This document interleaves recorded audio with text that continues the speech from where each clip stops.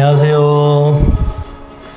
책 읽는 나무 진행자 김태정입니다. 오늘은 맛있는 인천섬이라는 책을 가지고 이야기를 나눠보도록 하겠습니다.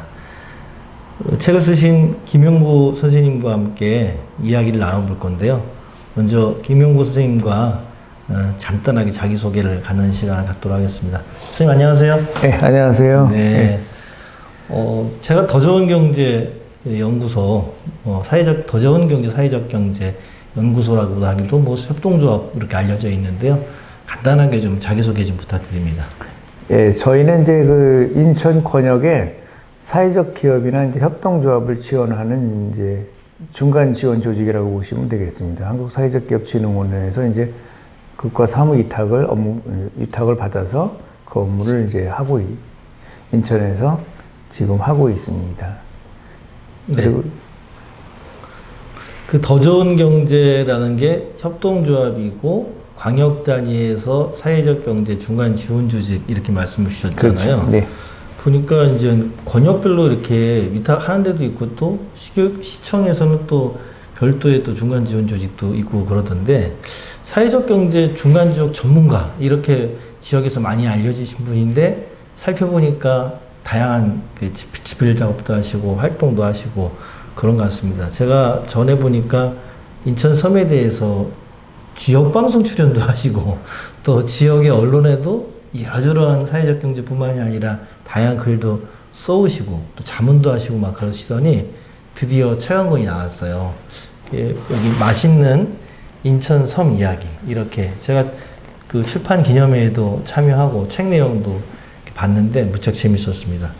선생님 사회적 경제 활동 전문가로 알려져 있던 분이 이렇게 또 지역의 생태, 특히 섬과 먹거리, 다양한 주제에 관심을 갖고 계속 공부도 하시고 또 방송 활동도 하셨는데 책을 쓰시게 된 특별한 동기가 있었나요?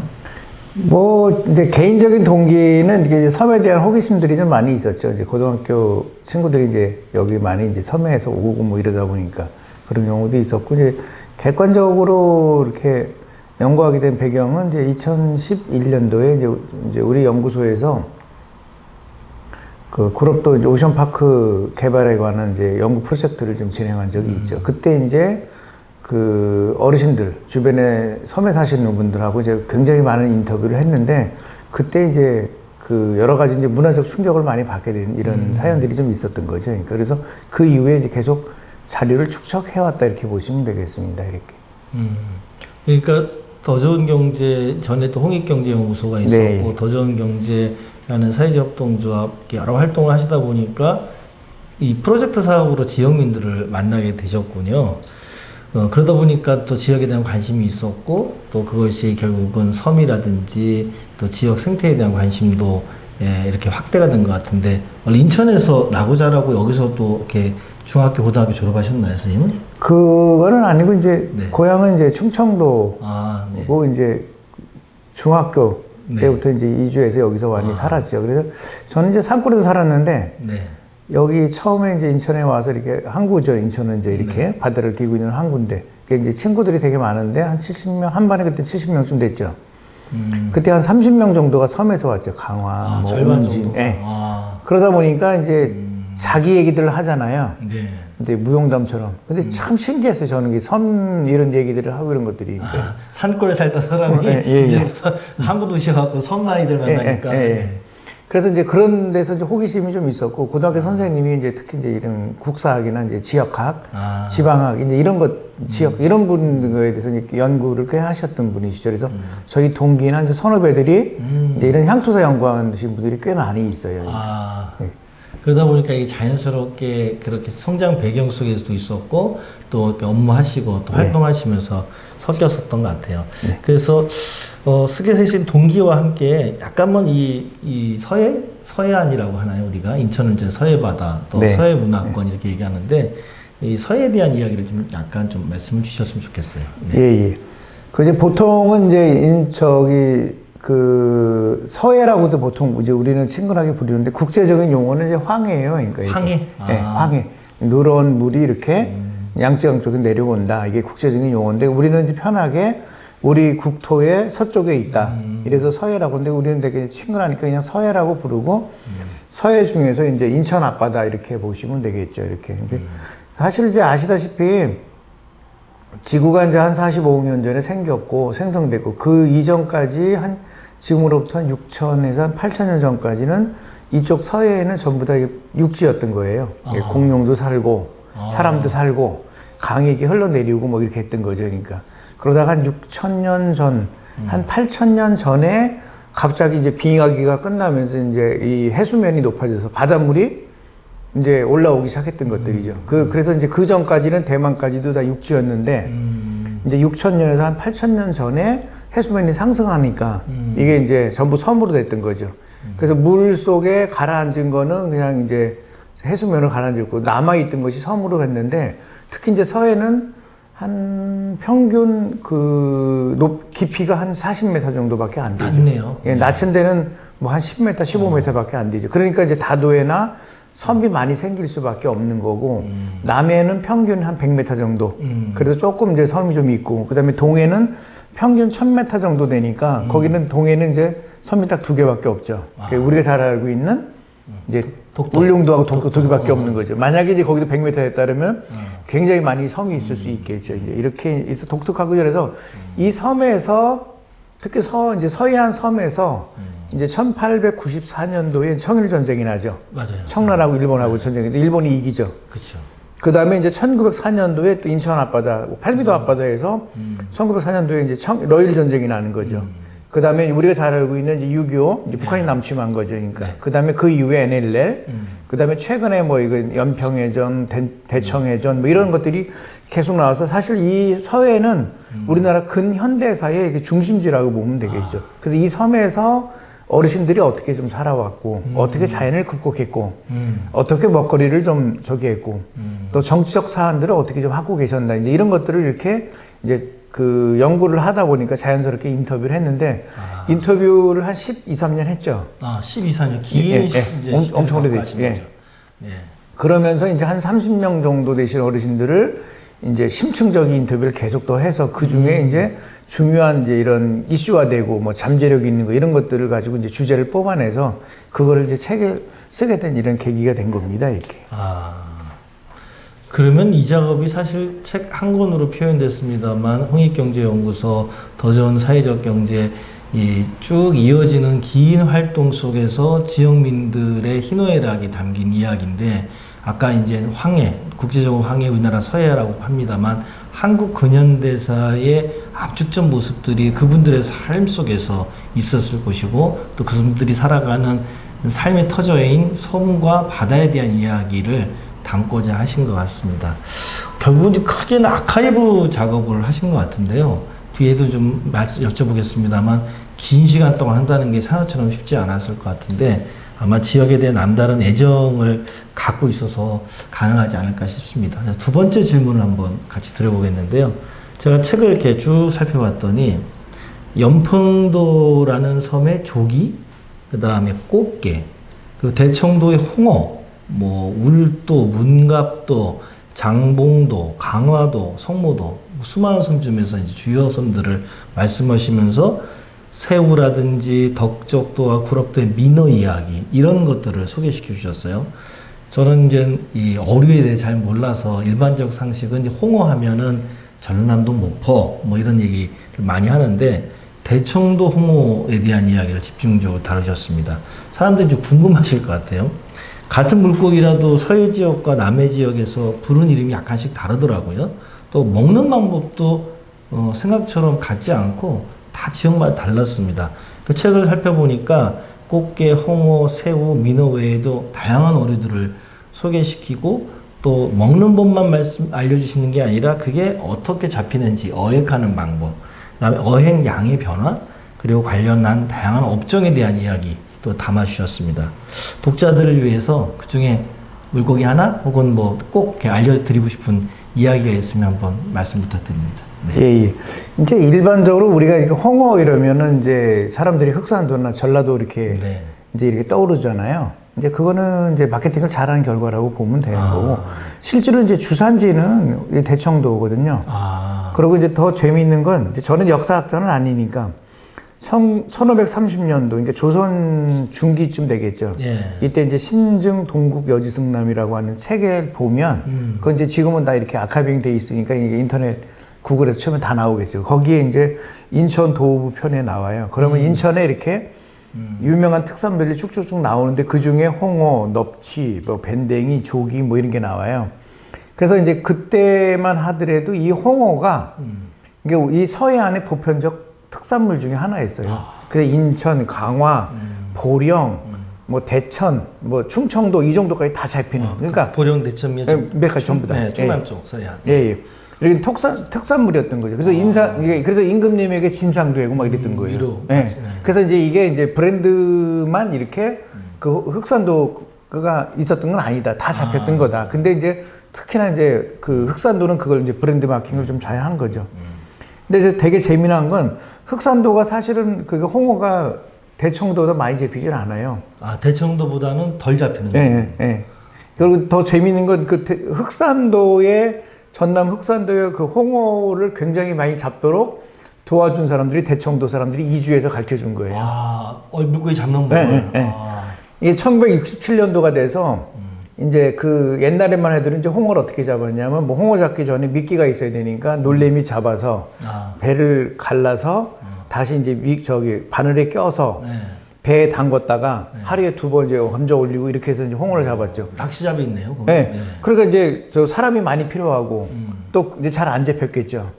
그런데 이제 일본에서 온 사람이 이제 그렇게 안 잡고 일본은 홍어를 빈 낚시 그냥 쭉 깔아놓고 잡더라. 이제 이렇게 해서 이제 그 방법을 가르쳐 준 거예요. 처음에 그 사람 보고 이제 미쳤다고 그랬던 거죠. 그러니까.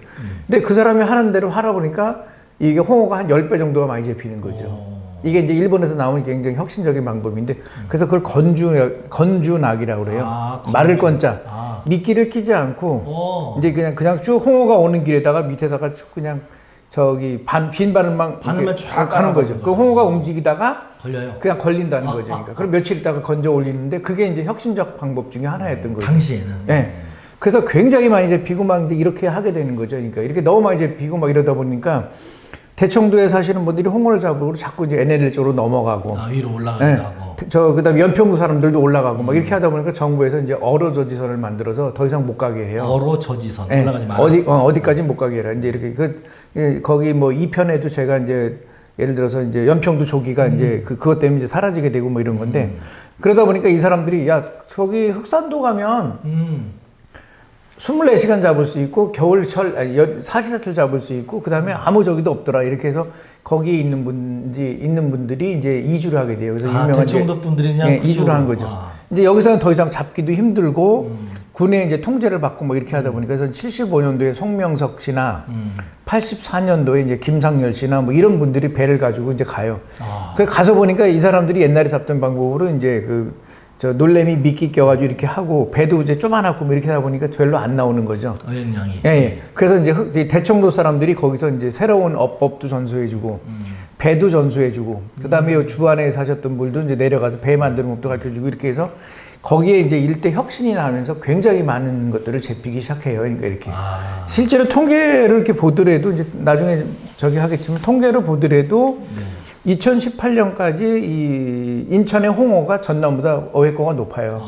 이게. 근데 최근에 이제 전라도는 이제 그 홍어를 이제 참홍어라고 하는 이걸로 이제 만들어서 최근에 이제 굉장히 이제 조금씩 이제 많이 늘어나고 있는 추세긴 하지만 그 이전까지만 하더라도 이 주산지는 홍어였다. 홍어 주산지는 대청도였다. 그게 이제 바뀌었다. 예. 이렇게 이제 가고 있는 거고. 네. 이제 이렇게 이제 전해지고 있습니다. 네.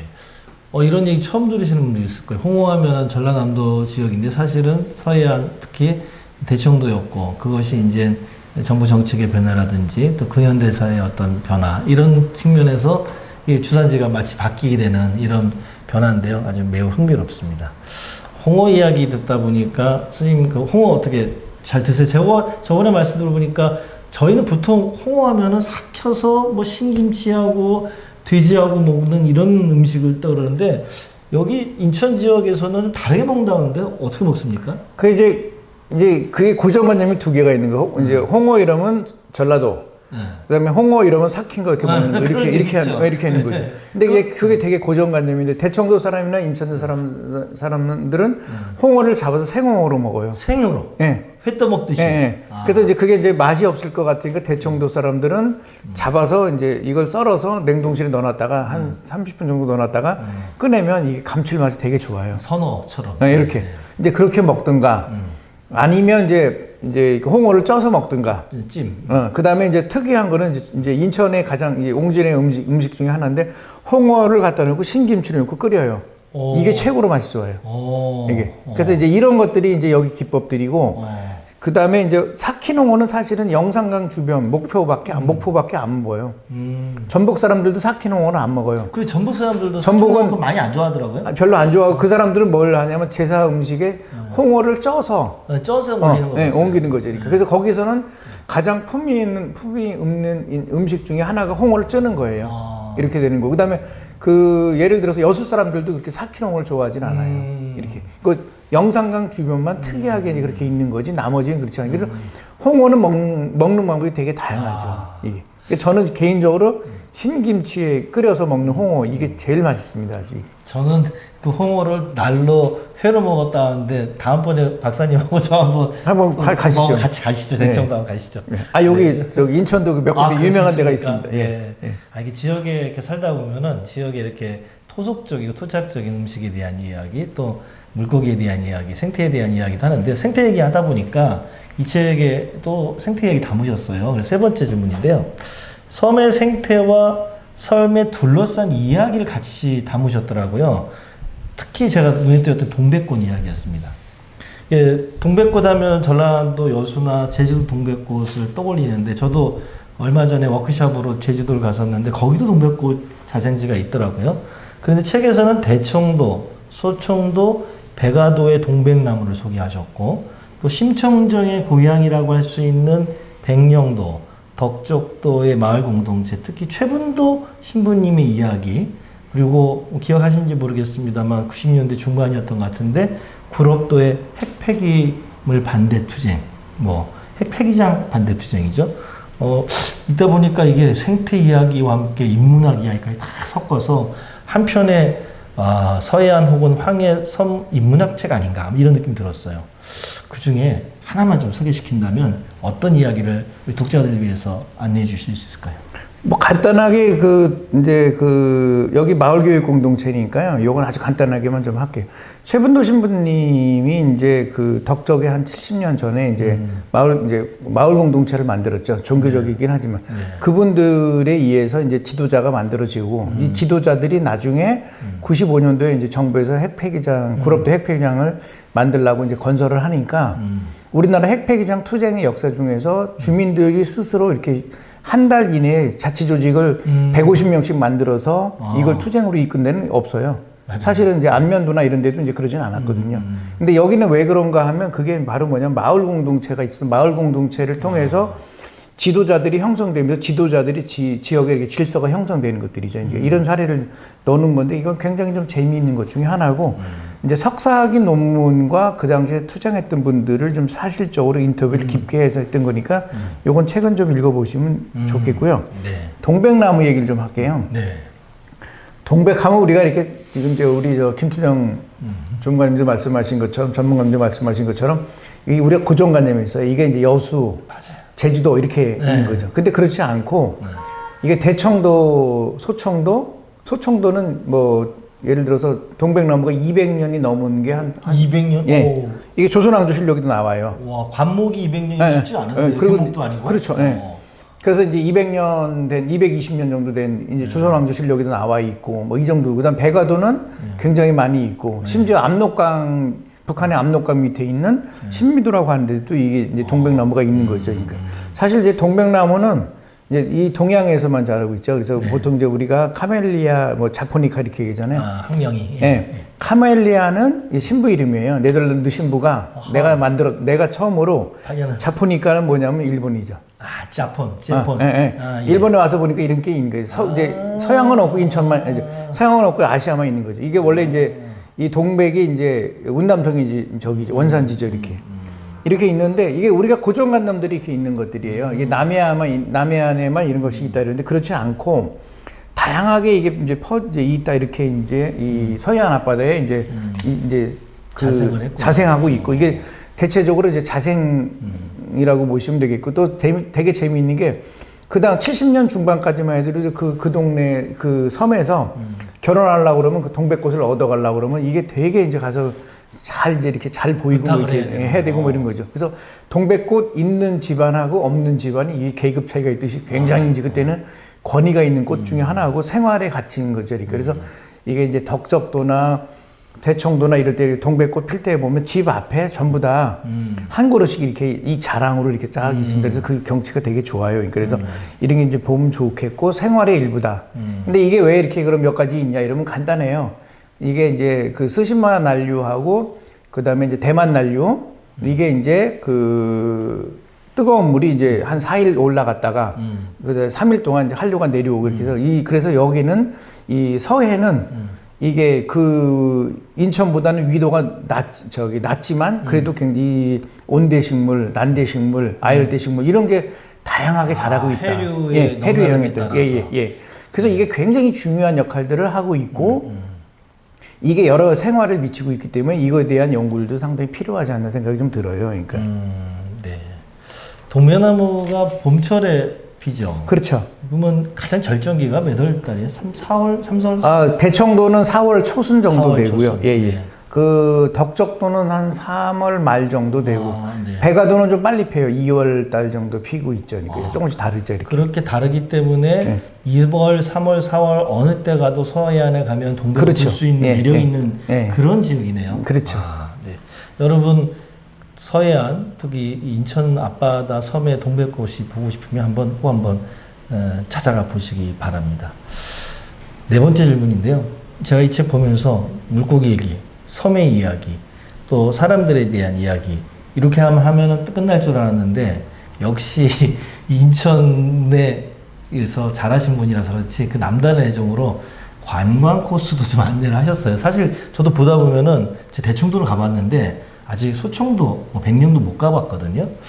나도 가보고 싶다 이런 생각들 하실 것 같은데 인천의 섬에 가보고 싶어 하는 생각이 문득 든 분들을 위해서 좀 소개를 시켰으면 좋겠어요.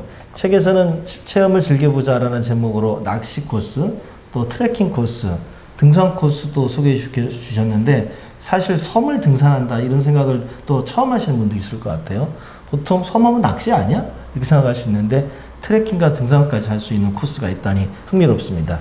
큰 부담 없이 뭐 하루 갈 수 있는 곳 혹은 또 1박 2일 이상 갈 수 있는 코스도 다양하게 소개시켜 주셨는데 그 중에 한 코스만 우리 독자들 위해서 안내해 주시면 좋겠습니다.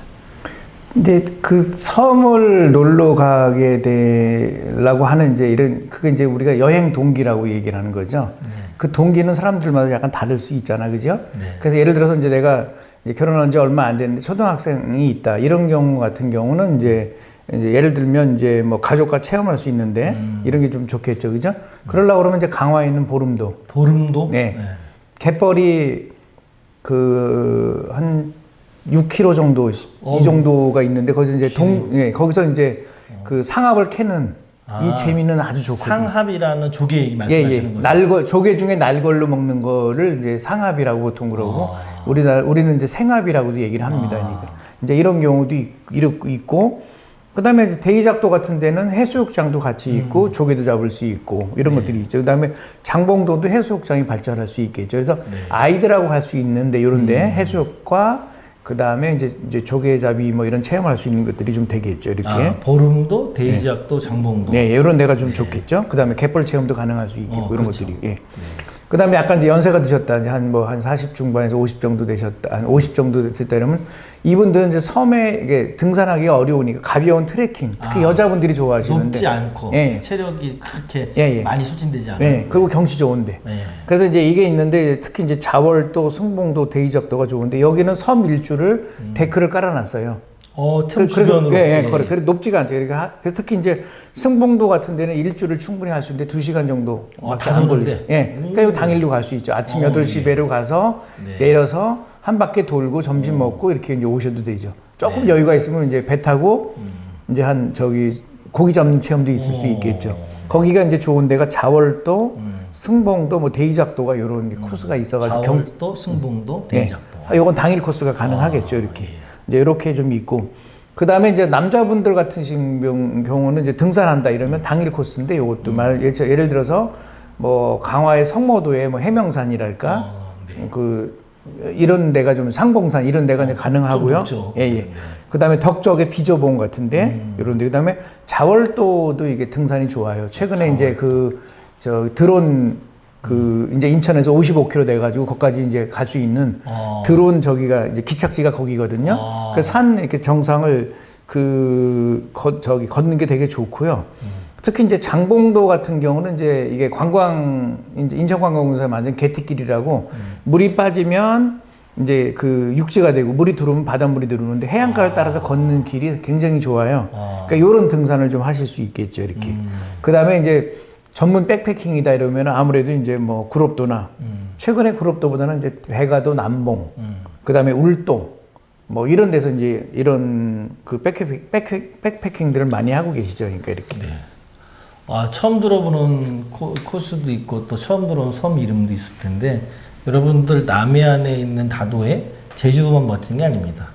우리 서해안, 인천 앞바다에 있는 다양한 섬의 매력들을 직접 배를 타고 또 걸어가 보셨으면 좋겠습니다. 최근엔 또 다리들도 많이 연결되어 있어서 그렇죠. 영종도에서 다리로 갈 수도 있는 또 성모도도 옛날 같지 않고 강화도에서 배를 안 가고 이제는 다리로 갈 수 있기 때문에 충분히 매력을 느낄 수 있을 것 같습니다. 5번째 질문인데요. 제가 요즘 이렇게 지역을 둘러다 보니까 지역민들이 자신들이 살고 있는 지역의 생태 역사 문화 지리를 갖고 뭐 교육과정을 만드는데 참여하시는 분들이 있습니다. 또 시 차원에서도 이런 뭐 지원도 하고 관심도 갖는데요. 인천은 해양 도시다 보니까 해양 문화 교육에 대한 관심도 남다른 것 같습니다. 제가 광역시죠. 시에서 뭐 섬 발전 기본 계획 이런 걸 수립을 했더라고요. 살펴보니까 살고 싶은 섬의 정주 환경 개선이라든지 삶의 터전인 섬 마을의 뭐 지역 경제 발전, 뭐 지속 가능한 섬을 위한 교통 및 접근성, 문화 관광시설 구축 뭐 이런 3대 전략을 수립했다고 합니다. 자칫 이게 너무 개발 중심으로 가서 자연환경을 훼손할 위험도 없지는 않은 것 같습니다만 또 한편 다시 또 따져보면은 또 이런 계획을 세우는 것 자체도 의미는 있는 것 같습니다. 인천광역시에서 2021년이죠. 해양교육 및 해양문화 활성화 조례가 또 지정됐더라고요. 조례 내용에 보니까 해양교육 관련해서 뭐 교육자를 개발한다든지 또 해양문화 관련한 교육시설이나 교육 관련 단체들과의 협업 뭐 이런 내용들도 있습니다. 보다 보니까 이런 게 잘 되려면 인천의 섬을 주제로 하는 어떤 지질학적 이해, 인문학적 이해 이런 것들을 잘 아시는 분들과 좀 협업하면 좋겠다 이런 생각 들고 교육청도 아마 올해 마을문화교육 콘텐츠 개발 주제 중에 하나로 이런 또 해양문화에 관심을 갖는데요. 이런 흐름들 이런 것이 좀 성과를 낼 수 있으려면 혹은 정말 효과적으로 지역의 생태 역사 문화 지리를 담으려면 어떤 것들을 유념해야 될지 이미 10년이 넘게 아카이브를 해보신 경험을 갖고 한번 조언을 부탁드립니다. 예, 아주 좋으신 말씀인데 이제 인천시나 시교육청에서도 섬에 대한 중요성을 이제 많이 이제 인식을 하면서 이제 거기에 대해서 이제 관심도 가지고 또 이제 예산 투여도 하고 있는 거죠. 사실 이제 인천은 섬에 대한 연구는 많이 하지 않았어요. 왜냐하면 이제 경기도에서 인천으로 이 섬이 이관된 지가 그렇죠. 얼마 안 됐죠. 그러니까. 맞아요. 옛날에 경기도 소속이었죠. 예. 그렇게 하다 보니까 이제 관련된 자료가 많지는 않는 것들이죠. 이렇게 이제 최근에 이제 많이 연구되고 그러는데 서두에 말씀드린 것처럼 이제 이 서해는 바다 옛날엔 육지였던 거죠. 네. 그래서 이제 그 대륙이 있다가 대륙이 이동되면서 이제 충돌이 됐고 거기 화산 활동도 있고 그랬던 거죠. 이제 그렇게 하다 보니까 뭐 백령도, 대청도, 소청도는 국가 지질공원으로 이제 이게 이제 저기가 이제 지정됐고 요번에 이제 유네스코 지질공원으로 이제 이걸 이제 지정하려고 지금 연구 중에 있습니다. 이렇게. 특별한 매력을 갖고 있는. 그렇죠. 옛날에는 이제 육지였는데 네? 이제 이게 대륙이 이동되면서 충돌되면서 융기하고. 근데 일부는 또 이제 섬이 이제 화산 활동하고 뭐 이렇게 됐던 거죠. 그래서 섬인데 이제 그런 활동을 하고 있기 때문에 굉장히 중요한 이제 이런 것들이 좀 가지고 있겠죠. 이런 거고 특히 이제 뭐 소청도 같은 데가 좀 중요한데 소청도는 스트로마톨라이트라고 해서 이게 스트로마톨라이트. 예, 예. 이게 뭐냐면 이제 인류가 이제 그 태양으로부터 이렇게 지구가 태양으로부터 떨어져 나와서 이제 행성이 됐던 거고 이러면서 이제 이게 이제 그 추운 겨울을 맞이하다가 생명이 없었던 거죠. 그 최초로 다 생명이 나오도록 이제 광합성 작용했던 증거가 있는 게 바로 소청도에 있는 거죠. 아, 그게 화석 자료로 나온 그렇죠. 거죠. 예. 인류의 이제 우리나라 역사에 이제 인류 생명의 기원이라고 보시면 되겠죠. 한 35억 년 전 이런 얘기고. 그다음에 대이작도 같은 데서는 우리나라에서 가장 오래된 암석이 있는 거죠. 돌이 이제 있는 거죠. 우리나라 최고령 암석이 이렇게 있는 것들이죠. 그래서 이 섬이 우리가 살고 있는 인천 아파트 섬이 섬으로서만 문제가 아니라 우리나라 역사에 대해서도 지질학적, 지구학적 측면에서도 굉장히 중요하고 소중한 가치가 좀 있는 거다. 이제 이렇게 보시면 되겠고요. 그래서 그 섬에서 근데 이제 그 섬에서 사시는 분들이 다양하게 자연 활동도 하고 사회 활동도 하고 어업 활동도 하시는 이런 것들이 상당히 있는데 이런 부분들에 대해서도 좀 더 많은 연구를 좀 해야 되겠고 그 다음에 이제 그분들을 어떻게 좀 그래도 이렇게 좀